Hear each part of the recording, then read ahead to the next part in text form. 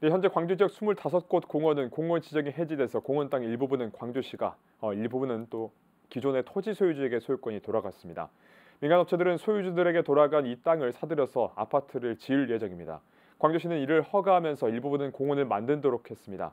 그런데 이에 사업자들과 합의한 아파트 평당 분양가가 높다 해서 논란이 되고 있습니다. 광주시가 투기 조정을 한다는 우려인데요. 이와 관련된 자세한 내용 진보당의 김주엽 위원장 연결해서 이야기 듣겠습니다. 안녕하세요. 예, 안녕하세요. 네, 중앙공원 일지구 아파트 개발을 두고 광주시와 아파트 사업자가 합의에 따른 평당 아파트 분양가가 비싸다고 지적했습니다. 어떻습니까? 예. 지금 강주시하고 중앙공원 개발사가 올해 6월에 중앙공원 일지구의 건설 아파트 분양가를 평당 1,870만 원으로 좀 합의를 했는데요. 저희가 좀 비싸다고 지적하고 싶은 것은 약 세 가지입니다. 첫 번째는 뭐 단순한 수치상 비교이지만은 주택도시보증공사가 올해 6월에 발표한 광주 지역의 아파트 평균 분양가 격이 평당 1,400만 원입니다. 그런데 이제 중앙공원 분양가는 1,900만 원이니까 평균보다는 약 30% 정도 좀 비싼 분양가인 거 아니냐 이런 지적이 하나 있고요. 두 번째는 이제 광주가 고분양가 관리 지역으로 지정이 되었습니다. 선분양의 경우에는 이제 분양가 상한제가 적용이 되기 때문에 아무리 높게 분양가를 책정한다 해도 1,550만 원을 넘을 수 없게 되어 있습니다. 중앙공원은 또 공공택지 성격이 좀 강하니까 분양가 상한제를 적용하는 게 저희는 맞다고 보는데 분양가 상한제를 피해가기 위해서 이제 후분양으로 계획을 제출하면서 그 결과 평당 분양가가 400만 원씩이나 비싼 1,900만 원이 된 것을 지적한 거고요. 세 번째는 이게 좀 더 중요한 문제일 것 같은데 평당 1,870만 원이면 24평은 약 4억 4천만 원, 30평은 5억 6천만 원인데 광주시의 대다수 서민의 평균 임금이나 경제 수준으로 이게 적당한 가격인가 하고 묻고 싶은 겁니다. 한국은행 광주 전남본부 통계에 따르면 광주 지역 상용 근로자 5인 이상 업체 평균 임금이 약 300만 원 정도 됩니다.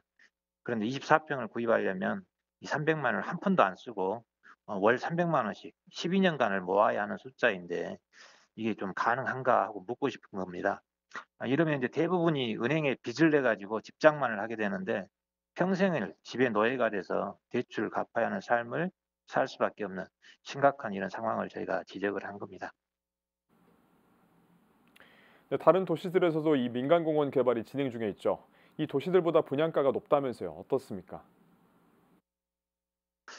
이 사업의 특성을 간략하게 말씀드리면 공원 내에 아파트를 건설하고 그 아파트를 팔아서 그 이익금으로 이제 공원을 조성하기 때문에 공원 내 아파트 부지 비율이 차지하는 정도에 따라서 이제 분양가가 달라질 수밖에 없는 거죠. 그러니까 이제 공원 부지 아파트를 많이 지을수록 평당 분양가를 낮출 수 있는 건데 그래서 이제 단순히 평균 분양가로만 높다 낮다 이렇게 절대적으로 말하기는 어렵습니다만은 일단 구체적 수치로 말씀을 드리면 부산이 평당 분양가가 1,000만 원에서 1,300만 원, 인천이 1,000만 원에서 1,250만 원, 대전은 1,000만 원, 대구는 1,300만 원 이렇게 돼 있는데 광주는 이제 1,900만 원으로 좀 책정이 돼 있는 거죠. 그 아파트 부지 비율로 놓고 보면 부산은 약 11%에서 15%, 인천은 30%까지, 대전도 30%까지, 대구는 13.8%, 광주는 이제 8.17%만 아파트를 지을 수 있도록 이렇게 되어 있습니다. 그래서 광주의 평당 분양가가 높을 수밖에 없는 구조로 되어 있습니다. 그러나 지금 비교한 타 도시가 광주보다 일반적으로 아파트 값이나 또는 경제 규모 이런 것들이 훨씬 큰 곳이죠. 그러다 보니 상대적으로 광주가 타 도시에 비해 좀 높게 책정된 거 아니냐 이런 것이 하나 있고요. 추가로 좀 말씀을 드리면 지금 계획대로 아마 평당 1,900만 원으로 분양을 하면 분양이 다 된다고 가정했을 때 전체 수입이 약 2조 500억 정도 됩니다. 그런데 이제 여기에 비용에 그 소요되는 전체 사업비, 그러니까 아파트 건설 비용과 공원 조성 비용이 약 1조 5천억 정도 됩니다. 그러면 약 대략 한 1조 원의 수익이 발생하게 되는데 좀 낮출 수 있지 않을까 이런 좀 생각을 하고 있습니다.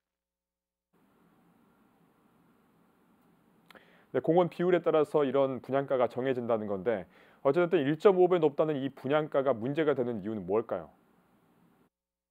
그동안 저희가 수차례 경험해서 보듯이 어느 지역이나 또는 어느 아파트가 분양가가 높게 책정되면 그 가격이 그 아파트에서 끝나는 게 아니라 광주 지역 전체 아파트 분양가를 높이게 견인하게 되는 이런 현상을 많이 봐왔습니다.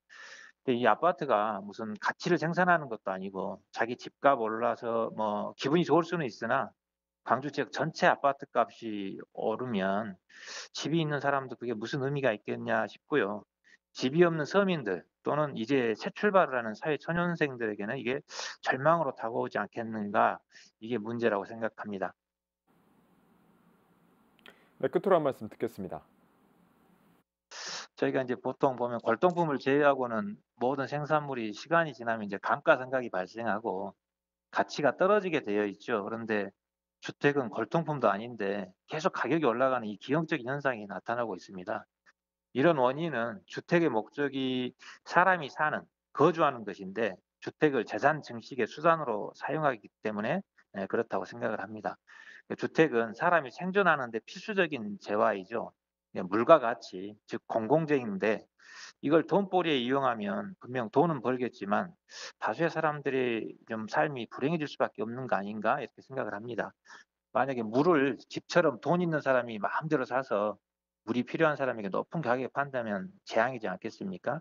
그래서 향후에 우리 진보당은 헌법을 좀 개정해서 토지 공개념을 전격적으로 좀 도입하자. 그래서 토지는 국가가 소유하고 주택은 일가구당 3주택 이상 보유를 금하면서 주택이 온전히 주거의 개념으로만 사용하도록 해서 우리가 좀 부동산 투기를 근본적으로 좀 차단했으면 하는 생각이고요. 광주 시민 여러분께서도 많은 관심을 좀 주셨으면 고맙겠습니다.